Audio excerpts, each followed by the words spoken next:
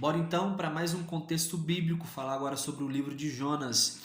O profeta Jonas, ele basicamente vai pregar ali, né, contra a cidade de Nínive. E é muito importante a gente conhecer, né, o que significava essa cidade. Nínive, ela era a capital da Assíria. A Síria, né, que dominou ali por 300 anos, né, o mundo antigo, desde começou ali no reinado de Salomão e começou a dominar o mundo. Então, era uma cidade, a capital, né? Era uma capital do império inimigo do povo de Deus, porque os assírios, eles dominaram o reino norte. Nós temos os babilônios que dominaram o reino sul e os assírios dominaram o reino norte.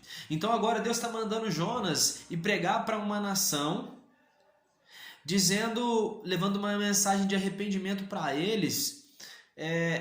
E o que vinha na cabeça de Jonas? Olha, eu vou prolongar então agora a vida dos meus inimigos, alguém que está lutando contra o meu povo. Então, eu não quero levar essa mensagem, Senhor.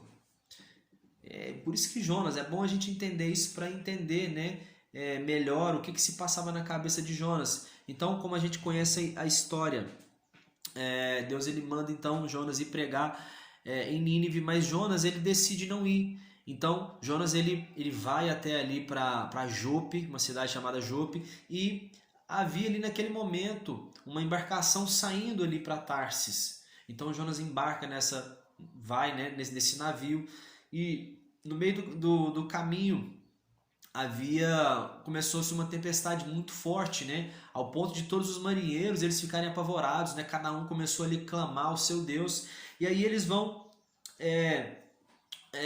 ver Jonas. O marinheiro chega, o capitão do navio chega até o porão, e Jonas estava lá dormindo profundamente.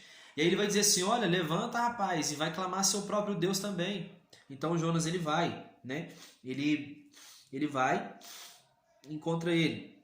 Então os marinheiros eles começaram agora a jogar para fora algumas coisas da embarcação para poderem ficar um pouco mais leve e eles poderem continuar, né, para ver se eles conseguiam ali superar essa grande tempestade que estava acontecendo. Então o que aconteceu? Os marinheiros agora jogaram sorte para saber quem era o responsável por aquela tempestade, por aquele mal. E aí a sorte vai cair sobre Jonas. Então agora eles começam a fazer várias perguntas para Jonas. Então Jonas ele contou toda a história. Disse: olha, Deus me deu uma missão para mim, eu tenho que ir lá para Nínive. Só que eu vim para cá, velho. Provavelmente é isso que está acontecendo. Então os marinheiros ficaram assim assustados com essa história.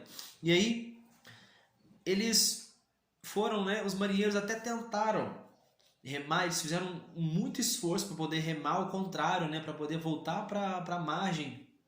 Só que eles não conseguiram. Então o que aconteceu? Todos os homens eles clamaram a Yahvé para não os deixar morrer por causa da vida daquele homem, por causa de Jonas, né? E aí eles fizeram o seguinte: eles agora agarraram Jonas e jogaram ele no mar. Perceba que eles tiveram que agarrar Jonas. Jonas não foi de livre e espontânea vontade.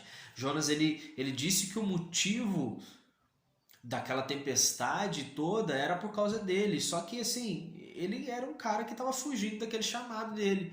Então os homens tiveram que agarrar ele. Mesmo Jonas tendo essa consciência, Jonas não se entregou. Os homens, os marinheiros, tiveram que agarrar Jonas e jogar ele no mar. E assim eles fizeram. E quando jogou Jonas no mar, aí o mar se acalmou.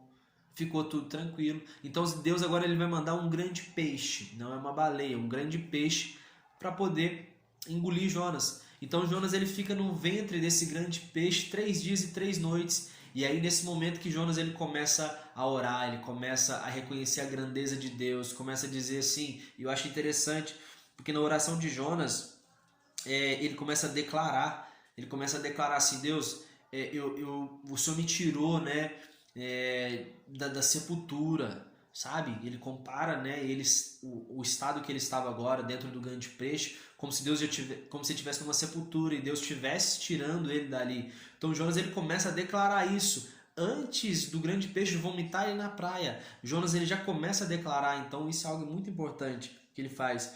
E aí ele começa a declarar, né, que olha, muito obrigado, Senhor, pelo que o Senhor já fez para mim. Então, essa oração de Jonas, ele sobe como incenso suave às narinas do Senhor. E o Senhor ouve a oração de Jonas e agora ele manda que o grande peixe vomite Jonas na praia.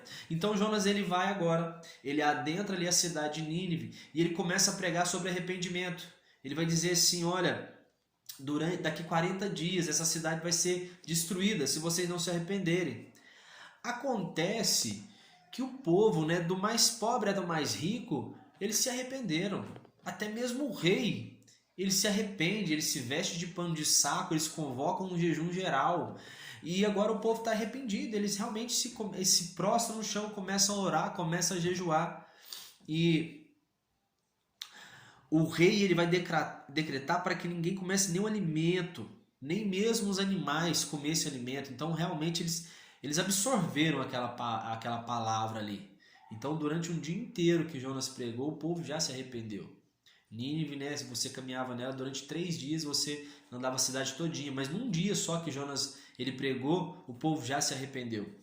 Então, Jonas disse que foi... Jonas agora ele vai ficar irado com Deus, que ele vai dizer assim, olha Senhor, tá vendo? Foi por isso que eu não estava querendo vir para aqui. Foi por isso que eu fui para Tarsis. Porque eu sabia que se o povo se arrependesse, o Senhor ia mudar a sentença. O Senhor faz desse jeito. Então Jonas ele ficou indignado porque Deus perdoou o povo. Deus não iria mais destruir a cidade, porque o povo se arrependeu e Jonas estava querendo dizer assim, olha, entenda, né? Olha, o meu inimigo vai viver, Senhor. O Senhor mandou eu vir pregar uma mensagem para o meu inimigo viver, e se eles viverem, eles vão atacar agora os meus amigos, o meu reino. Era isso que estava na mente de Jonas, então por isso que ele fica muito indignado. É bom a gente entender isso. Então Jonas ficou indignado porque os ninivitas eles se arrependeram. E aí ele vai para um lugar bem distante, ele arma uma tenda e fica observando o que vai acontecer na cidade. E nisso, Deus ele vai agora fazer nascer uma planta, uma espécie de uma mamoneira ali, né, para poder fazer uma sombra ali para Jonas. E Jonas ele se alegrou, ele estava de longe, né, vendo o que ia acontecer com a cidade. Então ele muito se alegrou com a criação dessa mamoneira. Só que depois, no dia seguinte, Deus mandou uma lagarta que picou essa mamoneira e essa mamoneira vai secar. Então Jonas já ficou indignado porque aquela mamoneira secou. E aí a Bíblia vai dizer que veio um sol muito forte, ao ponto de Jonas ele começar a perder os sentidos. E aí Jonas ele vai pedir a morte, né? Ele pediu a morte ele pela segunda vez. Acho interessante que Jonas ele pede a morte também ali quando Deus vai, né?